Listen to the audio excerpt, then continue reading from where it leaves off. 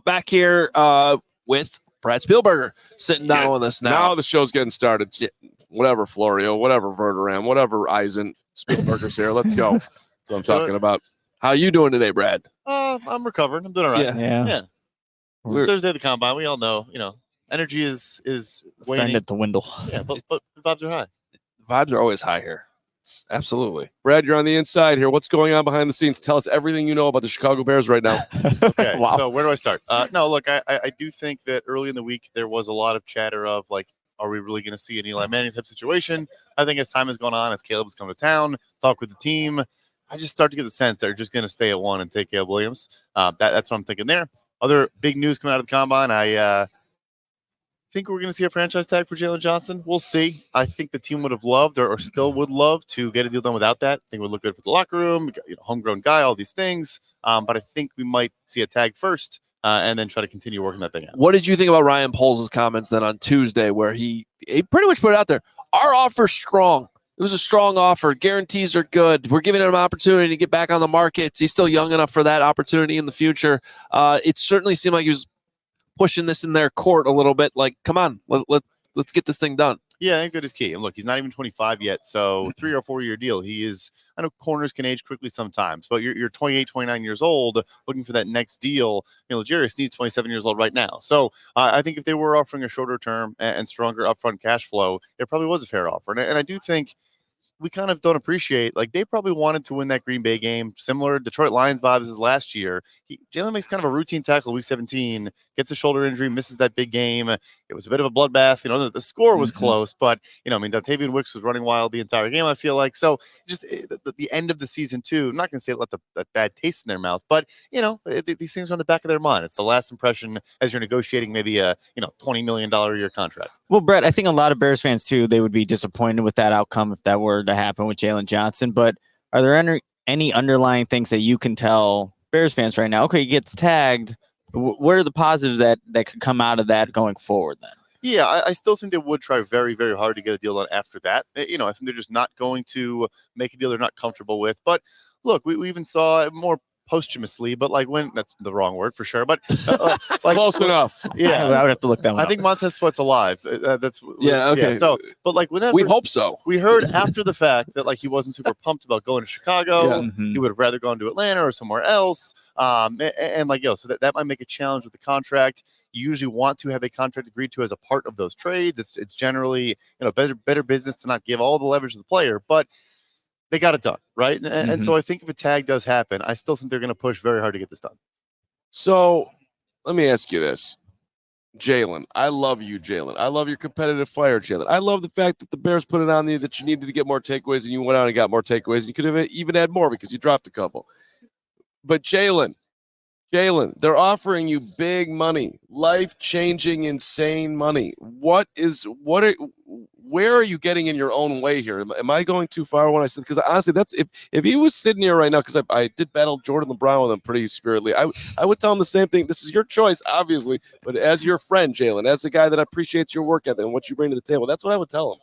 Yeah, I mean, I think the thing there, maybe pushing back on it, is this free agent class, besides him, now that we know L'Jarius Sneed probably getting franchise tagged as well, is extremely weak. The drop off from Jaylon Johnson to the next available free agent corner, I won't even say that, maybe mean. It's a massive drop off, right? And so he's younger than these guys. He's more productive. He's a better football player. I think that's working against it. The draft has some names, but I feel like it's not the greatest draft class, precede the corner. So I think that's more looking at the market. And the last piece is this corner market has been stagnant. I mean, Jair Alexander is still the highest paid corner in the NFL. I want to say he got paid 3 years ago now. So he probably thinks he has a responsibility. That's a big thing people sometimes don't know. They feel they have a responsibility to their cohorts at the position.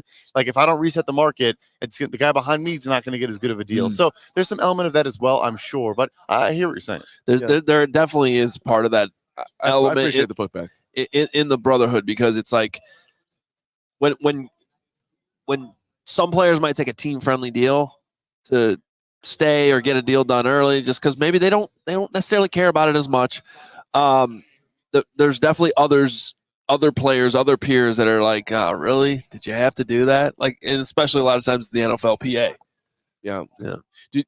We just had Verderam in here, and we're flirting some Chris Jones out there a little bit. Can you see that even remotely as a possibility for the Bears? No, I think the funny thing with the L'Jarius Sneed tag is, to me, the biggest takeaway was Kansas City feels good about where conversations are with Chris Jones. Like, to me, like I know his tag number would have been astronomical, $32 million, but I think he's simply too good of a player to let walk at this point. I know he's 29 years old. The Kansas City does shy away from a lot of those third contracts, but I mean, he might be the best defensive player in the NFL right now. Yeah, we see how he takes over playoff games. So that definitely, I could see that. Speaking of free agency, still, Brad, wide receivers that fit Shane Waldron's offense. The Bears obviously need guys opposite of DJ Moore right now. Is any guys kind of sticking out for you? Yeah, I wonder if he wants to get maybe like a big body, deep threat guy that can block, like a Gabriel Davis in Buffalo. I think a lot of these guys are looking at one-year flyer types because this draft class is so insanely good at wide receiver. I think a lot of those guys are going to struggle. So I don't think you're going to get the Mike Evans. I think Calvin Ridley goes back to Jacksonville. I don't know if Marquise Brown's a fit. I think he's a very good football player, but I think they probably would want some bigger body guys that can block in the run game, can get vertical. So yeah, maybe a guy like Davis. Put you on the spot.